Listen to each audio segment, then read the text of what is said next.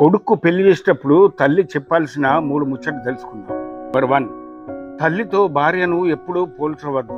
ఎందుకంటే తల్లిగా 25 ఏళ్ల అనుభవం ఉంది, భార్యగా కొత్తగా వచ్చింది, ఆమెకేం తెలియదు. కాబట్టి ఈ భార్యను స్నేహితురాలిగా చూసుకోవాలి. ఎందుకంటే అన్నీ ఆమెతో పంచుకోవాలి. ఇంటికొచ్చాక కొత్త అలవాట్లు, కొత్త పద్ధతులు అన్నీ తనే భార్యకు చెప్పాలి. తను తీసుకున్న నిర్ణయాల్లో ఏదైనా భార్యతో చర్చించి ఇద్దరు ఏకాభిప్రాయానికి వచ్చాక అప్పుడు మాత్రమే ఒక నిర్ణయానికి రావాలి.